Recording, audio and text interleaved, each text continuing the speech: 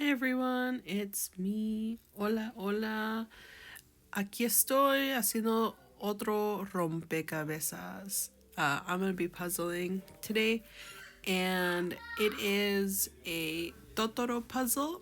There's three Totoros, and they are surrounded by this beautiful foliage of leaves and hydrangeas and pink and blues. And then my favorite part is the color scheme of the border, which is like a blue, a deep purple, and a nice gold color. And I also think it's super cute that Totoro and all the other Totoros are under these umbrellas. I love that scene in the film, and I think this particular puzzle really captures it very well. This puzzle is 126 pieces, the same as the no face puzzle I did for Halloween.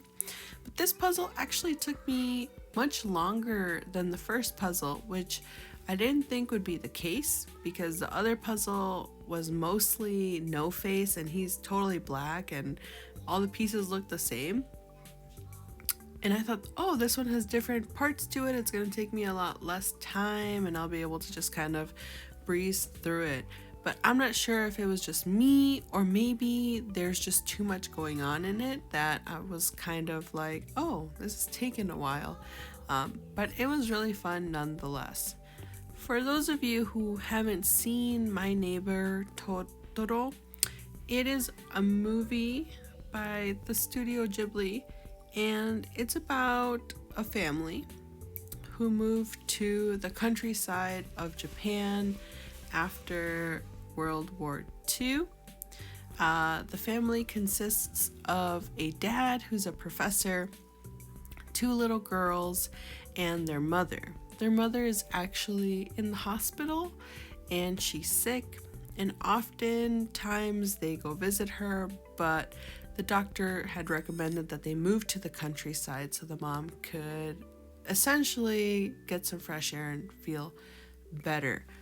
And then throughout the story, they have their dad tell them, oh, the mom's gonna come home a few times, but she ends up having to stay in the hospital longer. And there's a few different scenes where it's like really difficult for the little girls to accept this. And the youngest girl, I think, is going through a lot because she's really little. She's maybe 3 or 4, and she meets this really giant, fluffy and cute forest spirit, which is a Totoro.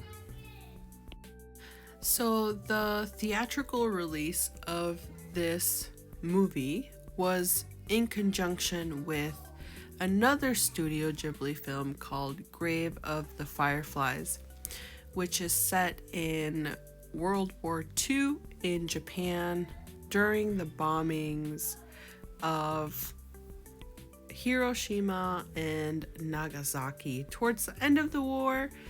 And that particular storyline follows a brother and a sister and the struggles after that they face because of these two nuclear weapons that were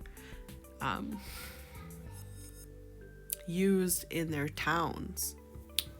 I actually bring this up because Grave of the Fireflies is actually a really sad and moving story. I don't recommend watching it unless you're in a really healthy place emotionally. And to contrast that with My Neighbor Totoro, My Neighbor Totoro is like this really kind of light and airy film. It brings up a lot of feelings of joy and a lot of feelings of contentment, even in the midst of suffering that the girls are going through. There's this very tangible feeling of hope. Both of these movies are movies that I think people should watch. I think they really represent the time period post World War II in a way that needs to be seen, specifically when it comes to Japan. I also understand that it is difficult to want to see the perspective of the Japanese people of that time period, or even now, because of, you know, their imperialistic tendencies from their government and the bombing of Pearl Harbor. I know that there's like really strong anti-Japanese sentiment stemming from those things. Like most people groups, the Japanese people are not their government, right? Most people are not their government or the things that their government have done. And I think watching media that's coming from these creators who live through the aftermath of these particular type of traumatic and awful events, such as nuclear weapons, actually allows us to engage with those hard questions. I absolutely recommend watching this movie if you are not a fan of animation. Even looking at this film through the eyes of it being art is really quite beautiful. It's all hand drawn, and every scene that is captured has its own sense of beauty. Yeah, I totally recommend this movie. That's not to say that there aren't elements that me as a Westerner don't quite understand. I will admit that there's still, even now, a lot of parts of this movie that I don't quite get. And I think that's okay. I think it's okay to interact with media that doesn't come from our own cultural experiences, and to also say, hey, I don't know. I don't quite know what this means. I don't quite understand. But still appreciating the story, the art, and the sentiment and the time period that this came from. Anyway, thank you for watching. I didn't know that this was gonna turn into a movie review or commentary or even a movie suggestion as I made this puzzle, but it just seemed like explaining a little bit about this particular studio, this particular movie, I think is helpful to those who may be wondering, like, why are you making Studio Ghibli puzzles? Like, what is this random fluffy animal in the middle of my screen?